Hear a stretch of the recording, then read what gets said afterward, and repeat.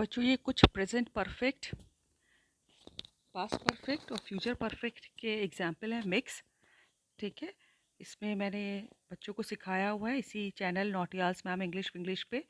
Tenses के नाम से आप प्लेलिस्ट पे चेक कर सकते हैं, उसमें भी सारे टेंसेस के रूल पड़े हुए हैं। ये आप लोगों के लिए प्रैक्टिस सेट है जिसमें प्रेजेंट परफेक्ट, पास्ट परफेक्ट और फ्यूचर परफेक्ट के मिक्स हैं, मिक्स सेंटेंसेस हैं। आप लोग इसको ट्रांसलेट करके दीजिए, देखिए। और इसके पीछे जो है इसके मैंने आंसर्स लिखे हुए हैं इंग्लिश में, तो you can check all the answers from there. You can check all the answers from there. So in the end मैंने कुछ rules भी समझाए हैं, तो don't forget to see. तो these are the sentences.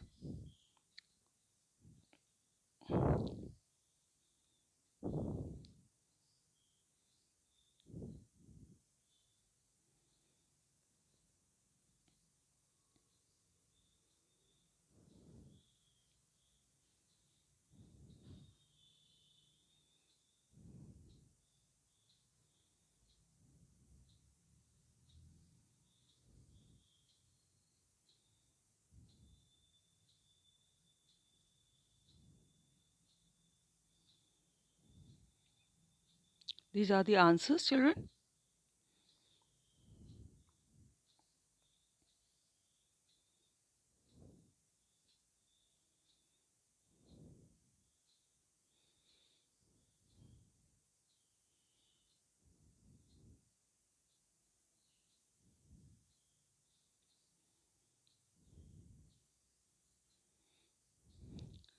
देखिए यहाँ पर मैंने, हम लोग को सबको मालूम है कि प्रेजेंट परफेक्ट में सब्जेक्ट और लिंकिंग वर्ब के रूप में हैज़ या हैव आता है। सब्जेक्ट सिंगुलर होता है तो हैज़, प्लूरल है तो have, third form of the verb and the object आता है।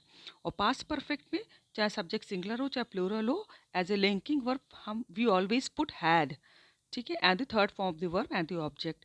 एंड द फ्यूचर परफेक्ट में, in future perfect, as a after the subject as a linking verb we put will have or shall have. If the subject is I or we, then we put shall have, and with the rest of the subjects we always put will have, right?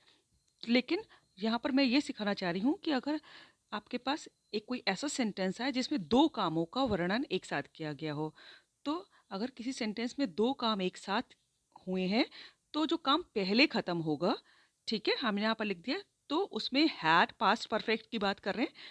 तो past perfect में अगर ऐसा कोई sentence मिलता है जिसमें दो कामों का एक साथ वर्णन किया गया हो, तो पहले वाला जो काम खत्म होगा उसके संग हम हैड और third form of the verb रखेंगे, और जो दूसरा काम खत्म होगा यानी कि जो बाद में काम खत्म होगा उसके संग हम पास्ट इंडेफिनिट यानी सब्जेक्ट के तुरंत बाद second form of the verb रखेंगे, है ठीक है। एग्जाम्पल मैंने 11 और 15 यहाँ लिख दिया है, बहुत सारे हैं वैसे तो, आप देख लीजिए। देखिए 15 देखिए, when he reach the school the bell had rung, है ना, कि जब वो स्कूल पहुंचा तो बेल बज चुकी थी, ठीक है। यहाँ पर आप हिंदी में भी इसका 15 नंबर पे देख सकते हैं अगर आपको कंफर्टेबल हो। 15 नंबर देखिए, जब वह स्कूल पहुंचा तो घंटी बज चुकी थी, यानी कि घंटी पहले बज चुकी थी और वो स्कूल बाद में पहुंचा। अगर आप ध्यान से सोचेंगे तो आपको समझ में आएगा।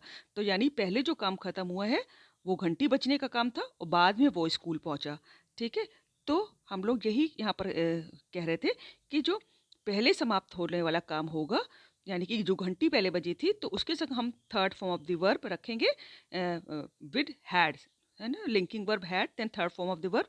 और मैं स्कूल बाद में पहुंचा, यानी कि ये काम बाद में खत्म हुआ, तो ये इसमें सब्जेक्ट के संग second form of the verb आएगी। तो देखिए 15 नंबर में मैंने लिखा है when he reach the school, जब वो स्कूल पहुंचा। देखिए व्हेन ही रीच जो है वो काम बाद में खत्म हुआ था, इसलिए ही के तुरंत बाद second form of the verb reached रखा है।